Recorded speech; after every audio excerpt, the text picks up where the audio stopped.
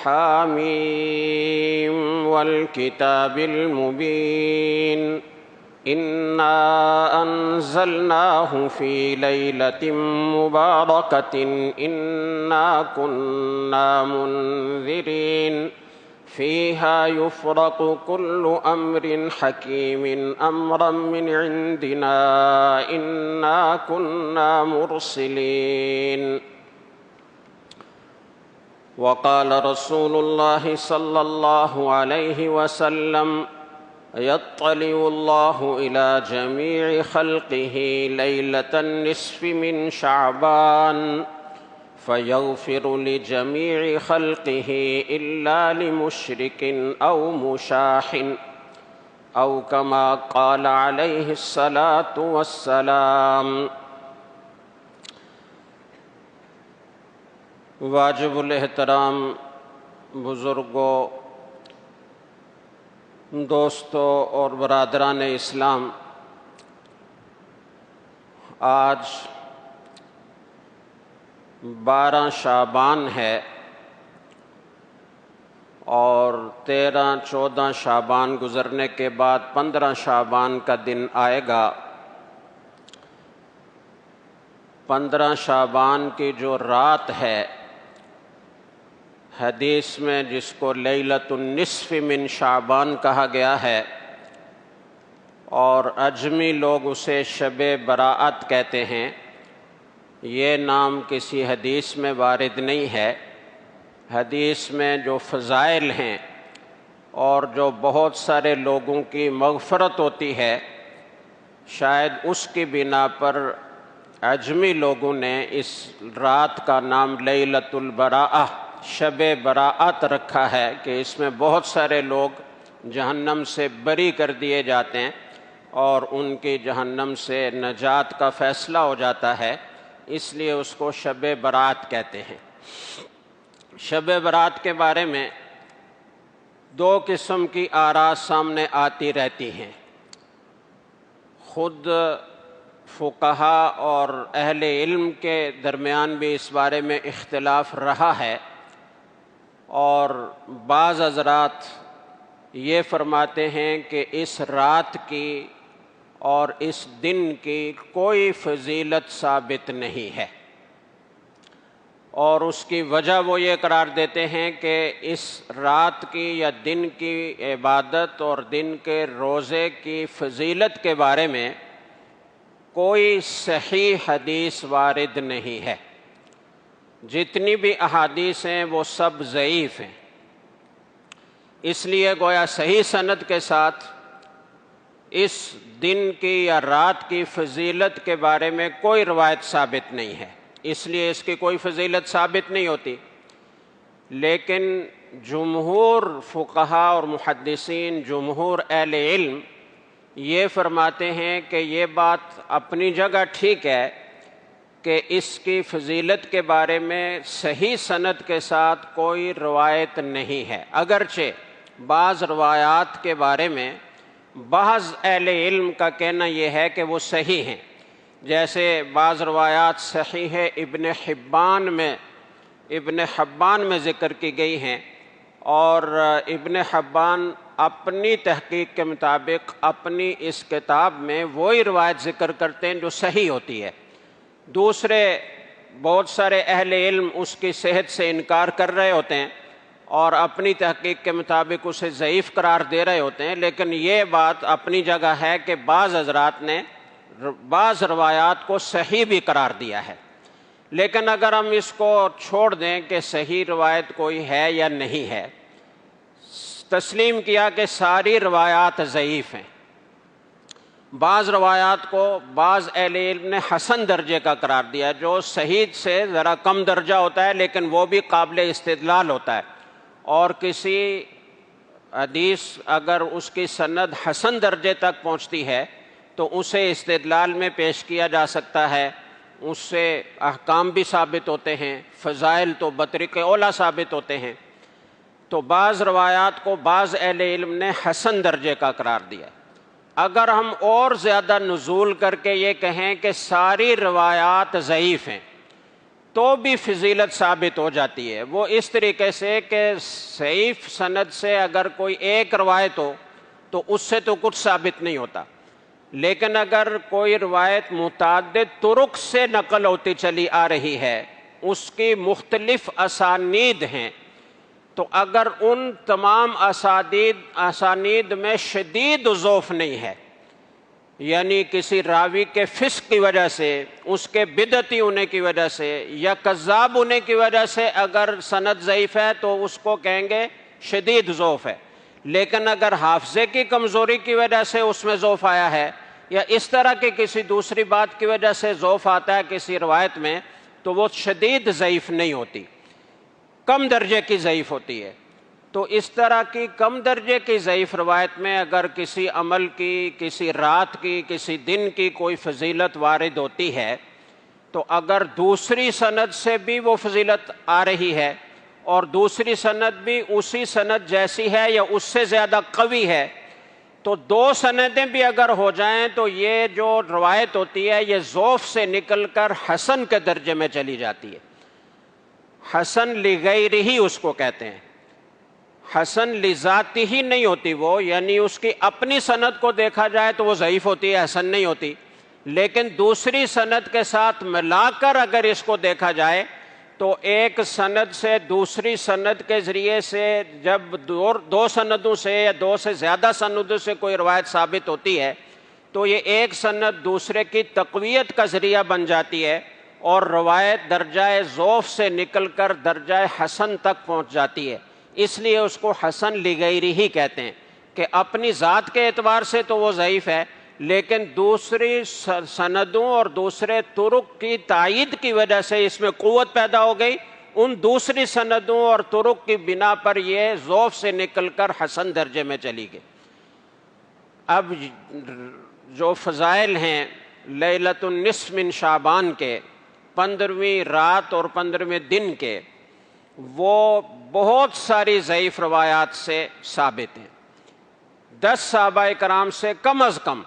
یہ روایت منقول ہے فضیلت نصف شعبان والی۔ تو جب 10 سندوں سے کسی چیز کی فضیلت ہو تو ضعف تو ختم ہو جاتا ہے اور وہ حسن لغیرہ کے درجے تک پہنچ جاتی ہے۔ لہذا جمہور کا مسلک یہ ہے، زیادہ اہل علم اس بات پر متفق ہیں کہ لیلۃ النصف من شعبان یا 15ویں شعبان کی جو رات ہے اس کی فضیلت ثابت ہے اور وہ عام راتوں سے زیادہ فضیلت رکھتی ہے، یعنی اس میں جو عبادات آپ کریں گے تو ان کا ثواب عام راتوں میں عبادت کرنے سے زیادہ آپ کو حاصل ہوگا، اور یہ مغفرت کی رات ہے، اللہ کی رحمتوں کے نزول کی رات ہے۔ اس سلسلے میں آپ کو کچھ روایات سنا دیتا ہوں تاکہ پتہ چلے کہ ان ضعیف روایات میں جو متعدد اسانید سے مروی ہیں کیا فضائل ذکر کیے گئے ہیں۔ تو طبرانی اور ابن حبان اور بیہقی کی روایت میں ہے، عن معاذ بن جبل رضی اللہ تعالی عنہ عن النبی صلی اللہ علیہ وسلم قال یطلع اللہ الی جمیع خلقہ لیلۃ النصف من شعبان، اللہ تعالی نصف شعبان کی رات میں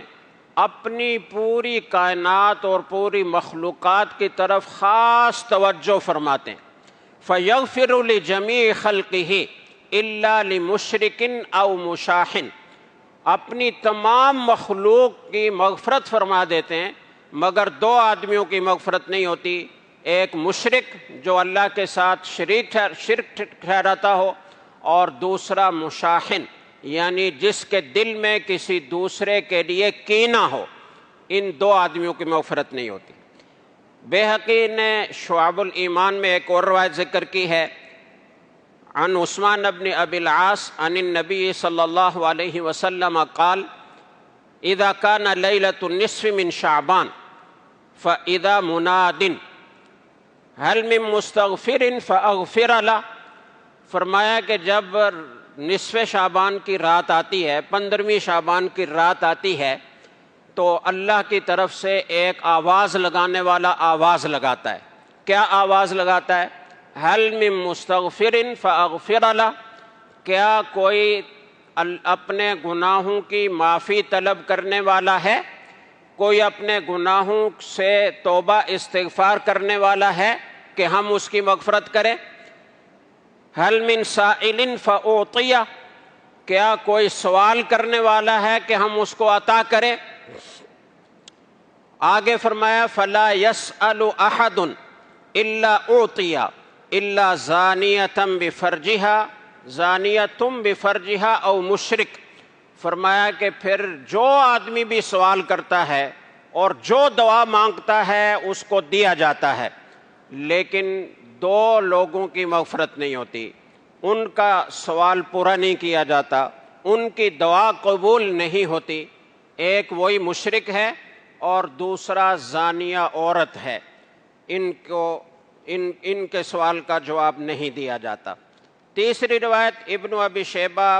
ترمذی، ابن ماجہ اور بیہقی نے نقل کی ہے،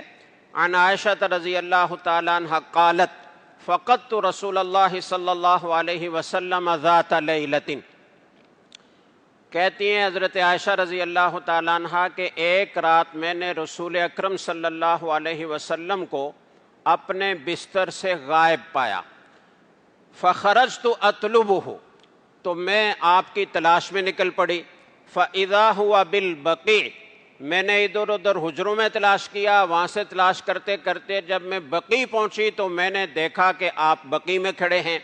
رافعا رأسہ الی السماء، اپنا سر آپ آسمان کی طرف بلند کیے ہوئے ہیں۔ قلت ما، فقال یا عائشہ اکنت تخافین ان یحیف اللہ علیک ورسولہ، جب مجھے دیکھا حضرت عائشہ رضی اللہ تعالیٰ عنہ نے تو پوچھا کہ کیا تمہیں اس بات کا خوف ہے کہ اللہ اور اللہ کے رسول تم سے کوئی زیادتی کریں گے، تم پر کوئی ظلم کریں گے، تم سے کسی قسم کی کوئی خیانت کریں گے؟ یہ کہنے کی ضرورت اس لیے پیش آئی کہ یہ رات حضرت عائشہ رضی اللہ تعالیٰ عنہ کی باری تھی، تو حضرت عائشہ رضی اللہ تعالیٰ عنہ کو یہ خیال ہوا کہ آپ میری باری میں کسی اور زوجہ محترمہ کے پاس چلے گئے ہیں، اس لیے تلاش کرنے کے لیے نکلی۔ تو آپ نے یہ فرمایا کہ کیا تمہیں یہ اندیشہ ہے کہ ہم تم پر زیادتی کریں گے؟ ایک کی باری ہو تو وہ رات تو اسی کے پاس گزارنا لازم ہوتا ہے، دوسری کے ہاں جانا اس رات میں جائز نہیں ہوتا، تو آپ کو یہ کیسے خیال ہوا؟ تو حضرت عائشہ فرماتی ہیں قلت ما بی ذالک، یہ تو مجھے خیال نہیں ہوا تھا کہ آپ ظلم کریں گے، لیکن یہ بات ٹھیک ہے، ولیکنی ظننت انک اتیت بعض نسائک، کہ آپ، مجھے یہ خیال ہوا کہ آپ اپنی بعض دوسری زوجات میں سے کسی کے پاس آپ چلے گئے ہیں، ہو سکتا ہے آپ کو کوئی کام ہو سکتا ہے کسی ضرورت سے آپ گئے ہوں، تو یہ خیال مجھے ہو رہا تھا۔ فقال ان اللہ عز وجل ينزل لیلۃ النصف من شعبان الى السماء الدنیا فیغفر لاکثر من عدد شعر غنم کلب۔ فرمایا کہ آج جو رات ہے 15ویں شعبان کی، اس رات میں اللہ تعالیٰ اس دنیاوی آسمان پر نزول فرماتے ہیں اپنی شان کے مطابق۔ اللہ تعالیٰ کا نزول ایسے نہیں ہوتا جیسے ہم کہیں چھت سے نیچے اترتے ہیں یا سیڑھیاں اتر کر نیچے آتے ہیں، اللہ کی جو شان ہے اس کے مطابق اللہ تعالیٰ آسمان دنیا پر تشریف لاتے ہیں اور وہ مغفرت فرماتے ہیں کتنے لوگوں کی؟ لأکثر من عدد شعر غنم کلب، بنو کلب ایک قبیلہ ہے جو جانور رکھتا ہے اور خاص طور سے بکریاں بہت زیادہ رکھنے والا قبیلہ ہے۔ تو فرمایا کہ بنو کلب قبیلے کی بکریوں کے جسموں پر جتنے بال ہیں ان بالوں سے زیادہ لوگوں کی اللہ تعالیٰ مغفرت فرماتے ہیں۔ یہ آپ صلی اللہ علیہ وسلم نے فرمایا۔ وقت تھوڑا رہ گیا ہے تو میں کچھ روایات کو چھوڑ رہا ہوں اور اگلی بات کرتا ہوں۔ اس سے اتنی بات ثابت ہو گئی، یہ متعدد اسانید سے یہ روایات ہیں، اور میں نے عرض کیا کہ کم از کم 10 صحابہ کرام سے روایات موجود ہیں، تو اس سے یہ پتہ چلا کہ اس رات کی فضیلت ثابت ہے، لہذا اس رات میں عبادت کا اہتمام کرنا چاہیے۔ دوسری بات جو اس کے ساتھ سمجھنے کی ہے کہ عبادت کا اہتمام تو ضرور کرنا چاہیے، چونکہ اس رات میں دوسری راتوں کی نسبت عبادت کی فضیلت زیادہ ہے۔ اللہ کی خاص رحمت متوجہ ہوتی ہے، اللہ بے شمار لوگوں کی مغفرت فرماتے ہیں، تو اپنی عبادت کرنا، اللہ سے مغفرت طلب کرنا، توبہ استغفار کرنا، ذکر کرنا، تلاوت کرنا، نفل پڑھنا، اللہ کے سامنے گڑ گڑا کر اپنے لیے، پوری امت کے لیے مانگنا، اس کا تو ضرور اہتمام کرنا چاہیے۔ لیکن اس رات میں دو چیزوں کا خیال رکھنا چاہیے۔ ایک تو یہ کہ بعض لوگوں نے اپنی طرف سے من گھڑت کچھ نوافل کے طریقے ایجاد کر لیے ہیں کہ پہلی رکعت میں آپ سورہ فاتحہ کے بعد فلاں صورت اتنی دفعہ پڑھیں، دوسری رکعت میں سورہ فاتحہ کے بعد فلاں صورت اتنی دفعہ پڑھیں۔ تو اس طرح کے جو من گھڑت طریقے ہیں جن کا کوئی شریعت سے ثبوت نہیں ہے، ان کو سنت سمجھ کر اختیار کرنا، یہ بجائے ثواب کے الٹا گناہ ہوگا، یہ بدعت کے زمرے میں داخل ہو جاتا ہے۔ غیر سنت کو سنت قرار دینا، جس چیز کی کوئی فضیلت رسول اکرم صلی اللہ علیہ وسلم نے بیان نہیں فرمائی، جو طریقہ آپ نے نہیں تلقین فرمایا، اس طریقے کو اپنی طرف سے گھڑ کر اختیار کر لینا، یہ دین میں ایک طرح کی زیادتی ہے، اور اس کو دین سمجھ کر اختیار کرنا اس کو بدعت بنا دیتا ہے۔ اور بدعت کے بارے میں شدید وعیدیں ہیں، کل بدعت ضلالہ، ہر بدعت گمراہی ہے، وکل ضلالۃ فی النار، اور ہر گمراہی جہنم میں لے جانے والی ہے۔ تو اس لیے اس سے احتراز کرنا چاہیے۔ دوسرے نمبر پر اس رات میں چراغاں کیا جاتا ہے اور مسجدوں کو، گھروں کو سجایا جاتا ہے، اس کا بھی کوئی ثبوت نہیں ہے۔ رسول اکرم صلی اللہ علیہ وسلم نے اپنی زندگی میں، صحابہ کرام نے، تابعین طب تابعین نے، ائمہ مجتہدین نے کبھی یہ طریقہ اختیار نہیں کیا۔ اور بھی جتنے فضیلت والے رات دن ہیں ان میں چراغاں کرنے کا اور اس طرح کا ہلا گلا اور میلے کا سما بنانے کا کوئی ثبوت شریعت میں نہیں ہے۔ تیسرے نمبر پر اس رات میں بعض لوگ حلوہ بناتے ہیں یا سویاں بناتے ہیں اور اس کو بھی عبادت سمجھتے ہیں اور دین کا تقاضا سمجھ کر اختیار کرتے ہیں، اس کا بھی کوئی ثبوت نہیں ہے۔ مسلمان عجیب ہے کہ ہر فضیلت والی چیز کے ساتھ کچھ من گھڑت چیزیں لگا کر تو اس کا سارا ثواب بکارت کر دیتا ہے اور گناہ اپنے ذمے لے لیتا ہے۔ تو حلوہ پکانے کا بھی اس میں کوئی ثبوت نہیں ہے۔ نمبر 4، اس رات میں لوگ پٹاخے پھاڑتے ہیں اور مختلف طرح سے اس رات کا استقبال کیا جاتا ہے۔ آتش بازی تو اسلام میں ویسے ہی حرام ہے، اور پھر خاص طور سے اتنی فضیلت والی رات میں جب اللہ اپنے بندوں کی طرف متوجہ ہیں کہ مجھ سے کوئی مغفرت طلب کرنے والا ہے میں اس کو معاف کروں، کوئی سوال کرنے والا ہے میں اس کو دوں، کوئی مصیبت میں مبتلا ہے میں اس کی مصیبت کو دور کروں۔ ایسے وقت میں جب اللہ کی طرف متوجہ ہونے کا وقت تھا، عبادت کرنی چاہیے تھی، اللہ کی طرف رجوع کرنا چاہیے تھا، انابت اختیار کرنا چاہیے تھی، اس کی بجائے ہم کھیل کود میں لگ جائیں اور پھر کھیل کود میں بھی حرام چیزوں کا ارتکاب کریں، آتش بازی اور پٹاخے پھوڑنے کا کام کریں اور اپنے بچوں کو اس سے باز رکھنے کی کوشش نہ کریں، تو یہ بہت بڑے نقصان کی بات ہوگی اور ہم بجائے ثواب حاصل کرنے کے اللہ کے عذاب کے مستحق بنیں گے۔ یہ 2 3 4 باتیں ہو گئیں۔ چوتھی 5ویں بات جو میں اس بارے میں کہنا چاہتا ہوں وہ یہ ہے کہ اس 15 شعبان کے روزے کا کیا حکم ہے۔ تو اس بارے میں یہ سمجھ لیجئے کہ شعبان کے مہینے میں رسول اکرم صلی اللہ علیہ وسلم کثرت سے روزہ رکھا کرتے تھے۔ بخاری، مسلم اور ابو داؤد کی روایت ہے، عن عائشہ رضی اللہ تعالی عنہ قالت کان رسول اللہ صلی اللہ علیہ وسلم یصوم حتی نقول لا یفطر ویفطر حتی نقول لا یصوم۔ آپ صلی اللہ علیہ وسلم کے مختلف اوقات میں مختلف معمولات ہوتے تھے۔ کبھی کبھی آپ اس کثرت سے روزہ رکھنا شروع فرما دیتے تھے کہ ہم یہ کہتے تھے کہ اب افطار نہیں کریں گے، رکھتے ہی چلے جائیں گے، اور کبھی مسلسل افطار کرتے جاتے تھے۔ عام مہینوں کی بات ہو رہی ہے، اور اتنے کثرت سے افطار کرتے تھے، روزہ نہیں رکھتے تھے کہ ہمارا خیال ہوتا تھا کہ اب آپ کبھی نفلی روزہ نہیں رکھیں گے۔ وما رأیت رسول اللہ صلی اللہ علیہ وسلم استکمل صیام شہر قط الا شہر رمضان۔ میں نے رسول اکرم صلی اللہ علیہ وسلم کو رمضان کے سوا کسی اور پورے مہینے کے روزے رکھتے ہوئے نہیں دیکھا۔ وما رأیتہ فی شہر اکثر صیاما منہ فی شعبان، اور رسول اکرم صلی اللہ علیہ وسلم نے شعبان کے مہینے میں جتنی کثرت سے روزے رکھے اتنی کثرت سے آپ نے اور کسی مہینے میں روزے نہیں رکھے۔ اس طرح کی اور روایات بھی ہیں، وقت تھوڑا ہونے کی وجہ سے میں ان کو چھوڑ رہا ہوں، لیکن ان سے ایک بات یہ پتہ چلی کہ شعبان کے مہینے میں آپ صلی اللہ علیہ وسلم کثرت سے روزہ رکھتے تھے۔ فقہا نے ساری روایات جو اس بارے میں وارد ہیں ان کو سامنے رکھ کر یہ فرمایا ہے کہ شعبان کے آخری 3 دن چھوڑ کر 28، 29، 30 ان دنوں کو چھوڑ کر باقی پورے مہینے میں کثرت سے روزے رکھنے چاہیے۔ اگر پورے کوئی 27 دن روزہ رکھتا ہے تو یہ بہت اچھی بات ہے، چونکہ بعض روایات میں آتا ہے کہ آپ صلی اللہ علیہ وسلم شعبان میں روزہ رکھتے تھے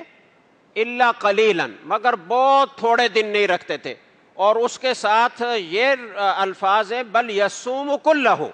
بلکہ آپ یوں سمجھے کہ پورا مہینہ ہی روزہ رکھتے تھے۔ یہ عرب کی ایک تعبیر ہے کہ جب اکثر ایسا کسی چیز کا پایا جائے تو کہتے ہیں کہ پورا کا پورا پایا گیا، تو چونکہ 2-3 دن 4 دن چھوڑ کر آپ پورا مہینہ ہی روزہ رکھتے تھے تو اس لیے تعبیر کر دی گئی کہ آپ شعبان کا پورا مہینہ روزہ رکھتے تھے۔ تو آخری 3 دن 4 دن چھوڑ کر باقی پورا مہینہ روزہ رکھنا بہت بڑی فضیلت کی بات ہے اور رسول اکرم صلی اللہ علیہ وسلم کی گویا سنت ہے۔ دوسری بات، ایام 20 یعنی 13، 14، 15 تاریخ ہر قمری مہینے کی یہ 3 تاریخیں ایام 20 کہلاتی ہیں، روشن دن، ان میں چاند اپنی پوری آب و تاب کے ساتھ چمک رہا ہوتا ہے۔ ان ایام 20 کے روزے رکھنے کا آپ صلی اللہ علیہ وسلم نے اتنا اہتمام فرمایا کہ کبھی سفر میں بھی آپ نے یہ روزے نہیں چھوڑے۔ حضر میں تو رکھتے ہی تھے لیکن سفر میں بھی آپ اہتمام فرماتے تھے، کبھی سفر میں بھی نہیں چھوڑے، اور اپنی امت کو بھی بہت تاکید کی ہے اور اس کے بہت سارے فضائل بیان کیے ہیں۔ مثلا ایک فضیلت اس کی یہ ہے کہ جو آدمی ان 3 دنوں کے روزے رکھتا ہے ایسا فضیلت اس کو حاصل ہوتی ہے گویا پورے مہینے کے اس نے روزے رکھے، اس لیے کہ من جاء بالحسنۃ فلہ عشر امثالھا، جو آدمی کوئی ایک نیکی کرتا ہے تو اس کو 10 گنا بڑھا کر اس کا اجر ملتا ہے۔ ایک روزہ رکھا تو 10 روزوں کا ثواب ملا، 2 روزے رکھے تو 20 روزوں کا ثواب ملا، 3 روزے رکھے تو 30 روزوں کا ثواب ملا۔ تو گویا کہ جو آدمی 3 دن روزہ رکھتا ہے تو اس نے گویا پورا مہینہ روزہ رکھا، اور جو ہر مہینے اہتمام کے ساتھ یہ روزے رکھے گا تو کأنہ صام الدہر کلہ، گویا کہ اس نے عمر بھر زندگی روزوں میں گزاری ہے۔ تو اس لیے ان روزوں کی ویسے ہی فضیلت ہے۔ 15 شعبان، خاص طور سے 15 شعبان کے روزے کی فضیلت صرف ایک روایت میں وارد ہے، اور وہ روایت ضعیف ہے، اور میں نے آپ سے عرض کیا کہ اگر کوئی ضعیف روایت صرف ایک ہی سند سے مروی ہو تو اس سے کوئی چیز ثابت نہیں ہوتی، لہٰذا 15 شعبان کو خاص طور سے فضیلت سمجھ کر 15 شعبان کے دن کی، اس رات کی فضیلت کی وجہ سے اس دن کی فضیلت سمجھ کر روزہ رکھنا یہ تو ٹھیک نہیں ہے، چونکہ وہ ایک ہی روایت ہے، وہ ضعیف ہے، اس سے کچھ ثابت نہیں ہوتا۔ لیکن شعبان کے مہینے میں کثرت سے روزہ رکھنا یہ مسنون ہے، تو کوئی آدمی کثرت سے روزہ رکھتا ہے ان دنوں میں سے ایک دن 15 شعبان کی بھی آ گیا، یا کوئی آدمی ایام 20 کے روزے رکھنے کا اہتمام کرتا ہے، باقی مہینوں میں بھی رکھتا رہتا ہے، شعبان کے مہینے میں بھی اس نے رکھے، اس میں 15 شعبان کا دن بھی آ گیا، تو کوئی حرج کی بات نہیں ہے، ثواب ہے۔ اگر کسی کا اس سے پہلے معمول نہیں بھی ہے تو وہ اسی مہینے سے یہ معمول شروع کر سکتا ہے کہ میں اب ایام 20 کے روزے رکھوں گا۔ اس کے بہت فضائل ہیں، صحت کے لیے بھی مفید ہے اور روحانیت کے لیے بھی بہت مفید ہے، قلب کی صفائی کا ذریعہ ہے، اور پوری زندگی گویا روزے سے آدمی کی گزر رہی ہے تو اس کی کتنی برکات ہوں گی آدمی سوچ سکتا ہے۔ تو آج ہی سے آپ ارادہ کر لیجئے، آج 12 شعبان ہے، کل سے ایام 20 شروع ہو رہے ہیں، 13، 14، 15 شعبان یا ایام 20 ہیں، تو یہ ارادہ کر لے کہ آئندہ ہر مہینے کے ایام 20 کے ہم روزے رکھیں گے۔ اس کا آغاز آپ اسی مہینے سے کل ہی سے کر لیجئے، تو اس 15 شعبان کا دن بھی اس میں آ جائے گا، آپ کو ایام 20 کی فضیلت بھی حاصل ہو جائے گی، اور شعبان کے مہینے میں آپ صلی اللہ علیہ وسلم کا جو معمول کثرت سے روزہ رکھنے کا تھا اس میں بھی کسی درجے میں عمل ہو جائے گا۔ تو یہ ہے، تو حاصل یہ ہوا پورے بیان کا کہ 15ویں شعبان کی فضیلت ثابت ہے، اگرچہ روایات اکثر ضعیف ہیں، بعض روایات کو بعض محدثین نے حسن درجے کا، بعض محدثین نے بعض روایات کو صحیح بھی قرار دیا ہے، لیکن جمہور کے نزدیک ساری روایات ضعیف ہیں۔ لیکن چونکہ متعدد طرق اور متعدد اسانید سے ہیں، 10 صحابہ کرام سے کم از کم یہ روایات مروی ہیں، اس لیے تعدد طرق کی وجہ سے یہ ضعیف روایات درجہ حسن کو پہنچ جاتی ہے اور ان سے فضیلت ثابت ہو جاتی ہے۔ لہٰذا یہ کہنا کہ اس رات کی کوئی فضیلت نہیں ہے، یہ بیکار بات ہے، غلط بات ہے۔ صحیح بات یہ ہے کہ اس رات کی فضیلت ثابت ہے، لہٰذا اس میں سنت کے مطابق عبادت کا اہتمام کرنا چاہیے، نوافل، تلاوت، ذکر و تسبیح اور دعاؤں کا خاص طور سے بہت زیادہ اہتمام کرنا چاہیے۔ مغفرت کی رات ہے، اللہ تعالیٰ کی رحمت کی رات ہے، اس لیے خوب اہتمام کرنا چاہیے، لیکن یاد رکھیں کہ نفل عبادت انفرادی عبادت ہے، اس کے لیے مسجدوں میں جمع ہونا، کسی طرح کی کوئی جماعت نوافل کی کروانا، جیسے بعض جگہوں پہ شبینہ پڑھنے کا رواج ہے، یا بعض جگہ صلاۃ التسبیح کی جماعت بھی کروانا شروع کر دی ہے لوگوں نے، تو یہ بالکل غلط بات ہے۔ نفل کی جماعت مکروہ تحریمی ہے، اس کا ثواب کی بجائے گناہ ملے گا۔ اور پھر یہ کہ نفل عبادت تو انفرادی عبادت ہے، رسول اکرم صلی اللہ علیہ وسلم فرض نماز مسجد میں جماعت کے ساتھ پڑھتے تھے، سنت قبلیہ بھی اور بعدیہ بھی آپ اپنے حجرے میں اپنے گھر میں تشریف لے جاتے تھے اور وہاں ادا فرماتے تھے۔ بعد میں فقہا نے یہ فرمایا کہ سستی کا زمانہ ہے، غفلت کا زمانہ ہے، لوگ فرض نماز پڑھ کر مسجد سے نکل جائیں گے تو ان کی سنن مؤکدہ بھی رہ جائیں گی، اس لیے انہوں نے اجازت دی کہ سنن مؤکدہ وہ مسجد ہی میں پڑھ لی جائے تو بہتر ہے۔ لیکن نفل عبادت پر پوری امت کے فقہا کا اتفاق ہے کہ وہ مسجد کی بجائے اپنے گھر میں کرنا زیادہ افضل ہے۔ پھر نفل عبادت ہے تو آپ ہوں اور آپ کا رب ہو اور کوئی دیکھنے والا نہ ہو، اس میں جو اخلاص ہوگا، جو اللہ کی طرف توجہ ہوگی، جو یکسوئی ہوگی، جو خشوع اور خضوع ہوگا، وہ مجمع میں نہیں ہو سکتا۔ تو میلے کا سامان نہیں بنانا چاہیے، انفرادی طور پر اپنے اپنے گھروں میں عبادت کرنی چاہیے۔ دوسری بات میں نے عرض کی اس کے روزے کے بارے میں کہ خاص طور سے 15 شعبان کی خاص فضیلت سمجھ کر روزہ رکھنا یہ تو صحیح نہیں ہے، چونکہ ایک ہی روایت ہے اور وہ ضعیف ہے، اس سے کچھ ثابت نہیں ہوتا۔ لیکن شعبان میں کثرت سے روزہ رکھنے کا معمول آپ صلی اللہ علیہ وسلم کا احادیث میں وارد ہے اور صحیح احادیث میں وارد ہے، اور اسی طریقے سے ایام 20 کے روزوں کی فضیلت صحیح احادیث سے ثابت ہے۔ تو 15 شعبان ایام 20 میں شامل ہے، اس لیے اسی مہینے سے آپ ارادہ فرما لیں کہ ہم ایام 20 کے روزوں کا اہتمام کریں گے اور اسی مہینے سے رکھنا شروع کر دیجئے۔ اب آخر میں آپ حضرات سے ایک مشورہ کرنا ہے، یہ تو آپ کو معلوم ہو ہی چکا ہے کہ آئندہ انشاءاللہ ہر جمعے کو اسی طرح بیان ہوا کرے گا، لیکن یہ بیان کتنے بجے شروع ہو، تو پچھلے جمعے کو اعلان یہ ہوا تھا کہ 12:45 پر بیان شروع ہوگا، 1:15 پر بیان ختم ہوگا، اور اس کے بعد اذان اول ہوگی، اذان اول کے بعد آپ سنتیں پڑھیں گے، اور اس کے بعد امام صاحب خطبہ ارشاد فرمائیں گے اور نماز پڑھائیں گے، یعنی خطبے سے پہلے اذان ثانی ہوگی، پھر خطبہ ہوگا اور نماز ہوگی۔ لیکن خیال یہ ہوا کہ جو دائیں بائیں فیکٹریاں ہیں وہاں سے بھی کثرت سے لوگ پہلے آتے رہے ہیں، درمیان میں کرونا کی وجہ سے اور بیان نہ ہونے کی وجہ سے شاید کچھ کمی ہوئی ہے، لیکن وہ پھر آئیں گے انشاءاللہ، اور ان کی چھٹی 1 سے 2 بجے ہوتی ہے، جو کھانے کی اور نماز کی چھٹی ہوتی ہے۔ تو اگر ہم 1:15 بجے بیان شروع کریں گے تو وہ لوگ اس میں شریک نہیں ہو سکتے۔ 1 بجے شروع کریں گے تو پھر کچھ منٹ کے بعد وہ شریک ہونا چاہیں گے، اگر چھٹی ہوتے ہی آ جائیں تو شریک ہو سکتے ہیں۔ تو اس لیے خیال یہ ہو رہا ہے کہ 1 بجے بیان شروع ہو اور 1:30 بجے بیان ختم ہو۔ یہ آدھا گھنٹہ ہوتا ہے، پورے ہفتے میں صرف یہ آدھا گھنٹہ آپ حضرات سے گزارش ہے کہ یہ پابندی سے آپ تشریف لائیں۔ ٹھیک 1 بجے انشاءاللہ بیان شروع ہوگا اور ٹھیک 1:30 بجے بیان ختم ہوا کرے گا، اور اس کے بعد اذان اول ہوگی، اذان اول کے بعد آپ سنتیں پڑھیں گے اور اس کے بعد اذان ثانی ہوگی اور پھر خطبہ اور نماز ہوگی۔ تو یہ 1 بجے کا وقت ٹھیک ہے؟ جو اس سے متفق ہیں طلبہ ہاتھ کھڑے نہ کریں، جو باہر کے لوگ ہیں وہ ہاتھ کھڑا کریں۔ 1 بجے کا وقت ٹھیک ہے؟ ٹھیک ہے، ایسے لگتا ہے کہ اکثریت اس پر متفق ہے۔ تو یہی گویا اب اعلان ہے کہ 1 بجے بیان شروع ہوگا، 1:30 بجے ختم ہوگا۔ اللہ تعالیٰ اپنی مرضیات کے مطابق ہمیں سارے امور سنت کے مطابق انجام دینے کی توفیق عطا فرمائے۔ وآخر دعوانا ان الحمد للہ رب العالمین۔